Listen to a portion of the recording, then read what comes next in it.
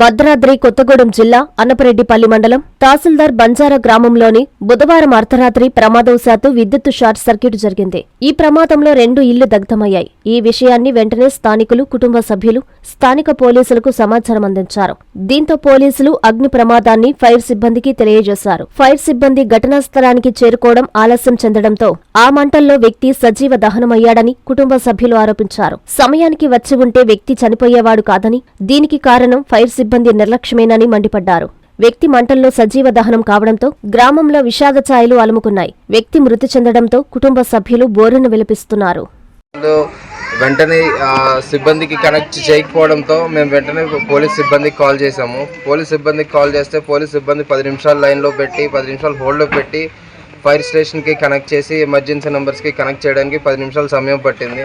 వాళ్ళకి 10 నిమిషాలు సమయం పెట్టిన తర్వాత మళ్ళీ వాళ్ళు రిటర్న్ కాల్ చేయడానికి 8 నిమిషాలు సమయం తీసుకున్నారు. 8 నిమిషాల తర్వాత వాళ్ళు ఫోన్ చేసి వీడియో పెడితే, ఇక్కడ కాలే వీడియో పెడితే మేము అక్కడ నుండి స్టార్ట్ అవుతాము అని చెప్పి ఫైర్ సిబ్బంది అనే వాళ్ళు చెప్పడం జరిగింది.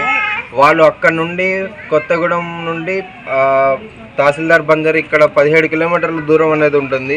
అక్కడ నుండి రావడానికి వాళ్ళకి 1 గంట 5 నిమిషాలు పట్టింది. అక్కడ నుండి ఈ లోపల 20 కిలోమీటర్ల దూరంలో ఉన్న వాళ్ళు కూడా ఇక్కడికి చేరుకున్నారు. కానీ ఫైర్ స్టేషన్ సిబ్బంది చేరుకోవడానికి ఆ సమయం పట్టలేదు.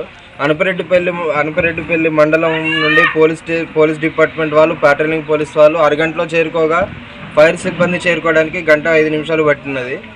ఈ లోపలే కనీసం మాకు దేహం అన్నా దొరికిద్ది అని అనుకునే సమయంలో బూడిద కూడా దొరకకపోయే స్టేజ్కి తీసుకొచ్చి మేము నైట్ అన్నం తిని పడుకునేసరికి మా బావగారు అక్కడ పడుకుంటారు. ఆయన అక్కడ పడుకునేసరికి నైట్ 11 ఏంటో మంటలు వచ్చినాయి. మేము వెళ్ళి ఆర్పించేసరికి నీళ్లు లేవు. నీళ్లు పోసి ఆర్పిద్దామన్నా లేడు, మాకు అందుబాటులో నీళ్ళు లేవు.